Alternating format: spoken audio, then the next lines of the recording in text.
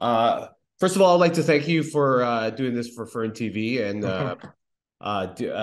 having this interview with you. Let's first start talk to discuss like you recently got back from South by Southwest, as well as hmm I. So a lot of this year's sort of like big subjects were, of course, a artificial intelligence (AI). So can you tell us what were some of the main subjects and issues that were discussed when we were just when discussing AI and that sort of thing? Um, I would say the AI is the main topic, the hot topic on the market right now, and I think we're lucky because we providing the AI services for the visual generated AI for our customers. And what can I say? This question considers two sides, right? Is AI our enemy or our friend? Should we fear it or embrace it as our helper, making our life easier, right? And will it take our jobs or make us more productive? Pretty much the same. And my point is we have to follow the two sides of the medal, right? Hmm. Which one, for me personally, AI is just a tool. Hmm. It's faster, it's less complicated than the regular UI UX, right? You can communicate with this tool like with a person. It's not the real person, right? It has no any personality. It looks like. I would say it's just the new era of user interface. But in the same time, my personal opinion, it's impossible to replace human because humans, we have many innate key abilities, right? Right. Such as creativity, strategic thinking, and maybe self-awareness, empathy, and love, right? And Yeah. these deeply ingrained abilities have not yet been hacked and Hmm. therefore cannot be fully reproduced, right? With the current AI technologies. But from another angle, Elon Musk and tech leaders seek AI training posts. And I think it's mostly because of the society model. But I don't believe they will stop it Hmm. because besides the commercial side of this question, I don't know. I'm not a I'm against I'm against the politics, right? But the main confrontation between the two major sides of the planet, like US and China, right? Hmm. And this confrontation for the power, right, for the world power, for them AI, it's not like for us, just a new tool or just new kind of technology which will help us. For them, it's like new nuclear weapon. I think it's too dangerous for us. But it's the same like nuclear weapon. We can use this to destroy each other, right, on the Hmm. planet, or we Yeah. can use it as just as a rocket. For example, if some fireball the meteorite comes to the earth, we can destroy it and save our life, right? Yeah. At the Right. same time, it's like a fork on your table. It can be the tool or it can be the weapon. The Right. same with AI. And I think the Elon Musk and other his colleagues they deciding this to do because before we integrate before we create this amazing AI, we have to understand how to integrate this in our society. That's the main Hmm. point. Hmm. And that was the questions, but okay, sorry, go ahead. No, no, no. Go. So I want to know why you became passionate about AI. Tell us a little bit about that and your journey with that passion. Yeah, how you started out. Okay, yeah, from the beginning, we started as a R&D, not like production company, but when we was on our early stages, we started to work not with the full AI technologies, but it's like high-level algorithms, like facial recognition, gestures recognition, and we use this for our apps. Now you have the huge variety of the kind of apps like Facetune, for example, Face App, and we provide the same services where you can manipulate your adjustment for your face, for your selfies, for your avatars. And we started from that, and now we have the better abilities to come Hmm. up with like the real AI technology. But for me personally, I like technology, I like art design, and I'm an entrepreneur.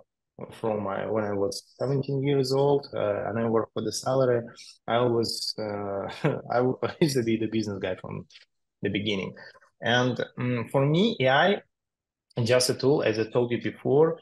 And the main point, it's a time saver. Yeah, absolutely. Now we live in an algorithm-based cognitive society, right? Right. We so depend on algorithms like stock market, your Google search, everything based on algorithms. We have a lot of information. From 2020, one more problem, nobody talking about this. I don't know why. Not the COVID, was not the COVID. The problem was which Kurzweil talked about the singularity. Do you remember 2035, the AI will replace the humanity because we will provide a lot of information which we cannot, manage. Just for example. And in 2020, our humanity, we have like the histories, like say the last 10,000 years, for example, we created more information. The value of this information way Mm-hmm. bigger than the whole biosphere Mm-hmm. information. Nature, like all the creatures, all the biological creatures, everything. And how to manage this? Only with the algorithms. And our psychology, everything, depends on algorithms. And in this case, it started like in 2012, let's say 2010. It started a long time ago.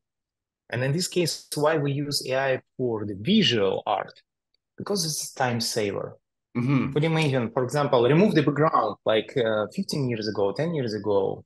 I remember you have to use the special tool in Photoshop, and that will take around 1 hour to erase the background, Yeah. from your Yeah. image. Could you imagine 1 hour? And now you can have it like in less than 1 second. Amazing, It eh? is a time saver for you, right? Right. Yeah, that's what we're working on. Yeah, that's why I have so a lot of passion because um, for me, it's just a tool. It's a new technology, which is time saver for you. The first of all. Nice. So tell us, when you launched this app, uh, can you tell us? I mean, there's like so many developers and so many apps out there that are trying to do the same thing and be successful. What did you do for your app and for the launch that you made yourself successful with this app? Mm-hmm. It's a very like business question, but I would say nothing special, but it's a hard work, let's Mhm. say. What do you need for that, especially for mobile market? I have an experience for 20 years, almost for 20 years, and the same with my partner, research. And he introduced me mobile market. I worked before on the web service and on B2B segment, but I like mobile market because it's very quick. It's a B2C segment, which I like. And in this case, the first of all, you have to make the market research. You understand which segment you can afford, Mhm. like photo video, for example, on my side. The number two, you have to understand, okay, you can come up with some kind of idea, what kind of resources you need, and what kind of knowledge. Sometimes some startups and they have problem because they have the brilliant idea. They can create the MVP. They have the good technology behind them, but they have no idea how to promote this, how to Mhm. market this, how to play with monetization model. Mhm. What kind of business model it is? We were lucky, and it was the CPA model, which means a subscriptions-based model. I think it's the future. Mhm. Remember when Adobe they moved from like the classic model, they moved to subscriptions based model, Yep. and the company market cap now it's amazing. Yes. Absolutely. They multiply the company market cap like 10 times within Mhm. 2 years. It's Mhm. amazing. And in this case, I would not say we have a formula, but I just told you about the main topics, what you have to think about. And sometimes you have to understand, maybe you have the brilliant idea, you can create the app, but you need some kind of strategic partnership. Of course, you need money. It's not that easy right now because let's be honest. You need the performance marketing. You need to understand how to manage the traffic, how to convert, what's your conversion rate, what's your LTV or something like that.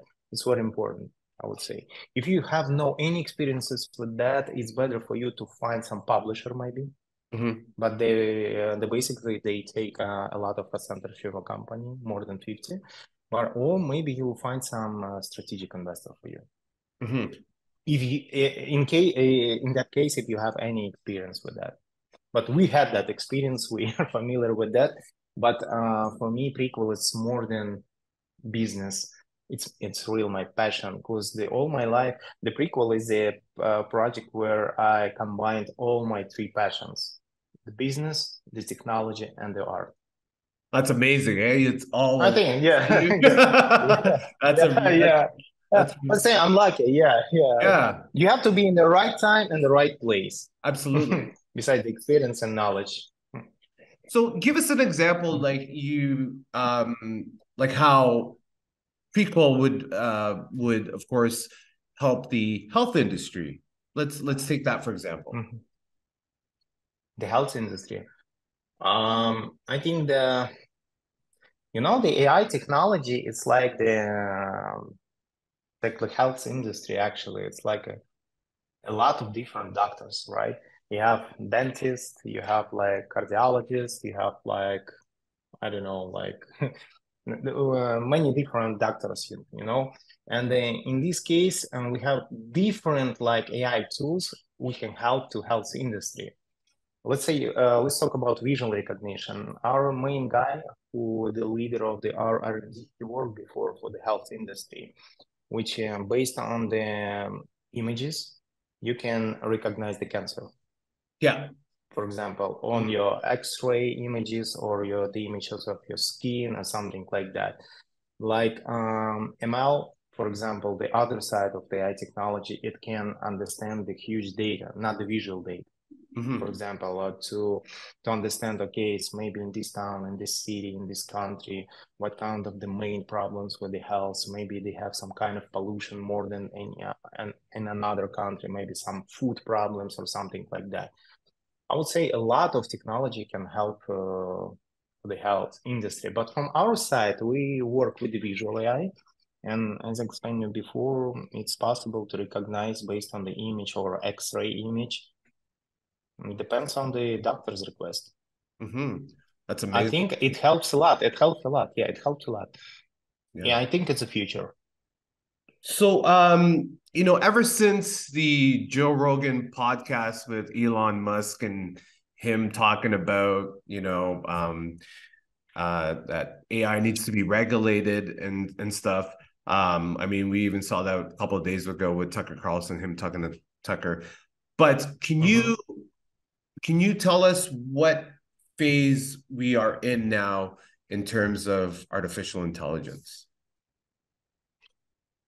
We are we at the yeah. I'll try to explain like in a short way. Yeah, we can discuss a lot about this. It's very philosophical, yes, the point of discussion. But I will try to explain it in a simple way. For example, for me, like for the IT guy, the businessman, what is ChatGPT means? It's a new kind of user interface. For example, all of us, we use basically like Google search, for example. You can type your answer or your request, and on the final stage, you can see the list, the huge variety of answers, right? Absolutely. What's the difference between the regular search with the keyboard and the ChatGPT? It looks like it's a person. It's another like the newspaper page. Right. It's kind of person. It provides just one answer. Yeah. Wow, amazing. I don't I don't need to spend the time to read the whole article, the huge variety of articles, the answers, blah blah blah. And so easy, it's so understandable. Wow, it's a time saver. I have exactly the right answer. But one main problem, who is behind this, right? Right. Is this true or not? Could you imagine the huge companies on the corporate level, the government, they can manipulate, right? Right. Because it's not the democracy. From one point, it's easy, right? The interface is easy, it's more understandable. You can communicate. For you on the other side, it's not just the algorithm with the like the result page. Wow, it's kind of personality. But the main problem I explained you, I think in this case, we need to have many different, chats where I can create like comparison table. Yeah. Wow. Who will provide? They are providing the same information or different. If it's Right. different, why? Right. I think the main problem, not not with the chat GPT or something like that, who is behind the scenes, right? So tell us when people decide to download Prequel, what can they expect, of course? What? Sorry, could you repeat? So when people decide to download your app, what can they expect, of course? From Prequel. Yeah. It's let's say it's one top art. For us, the main point is the quality, simplicity, and the aesthetic of design. Like as I explained you before, why we use let's say I have passion for AI. It's a time saver for Yes. people Yes. because in this case, you don't have to sit and to edit your image for an hour. You have the better choice in your life. You can enjoy the sun, you can play with your kids, spend time with your family. Why you have to spend 1 hour just for to edit just one picture? And our idea and the main point was don't spend a lot of time for that. Just one tap and you see the result. Maybe 5 taps and that's it. You can compare them and it's your choice. Wow, I like this one. And we use different technologies for that, AI and the old one, like old school technology at the same time. But the main point is time saver and in aesthetic way. Well, thank you so much for your time, Timur, and thanks for doing this for FERNTV. It was such a great experience talking to you, and good luck with everything, especially in the future with your app. And please come talk to us again in the future. Fernando, thank you so much. Thanks you for invitation. I hope maybe we'll have the conversation later on as well. Yes, absolutely. I will send this to Jamie's your publicist, I guess, right? I will send this to him once this is done. And yeah, thank you very much again. Thank you. Thank you for your time, Fernando. Thank you for the invitation. Thank you. I'll talk to you soon. Bye-bye. Thank you. Thank you.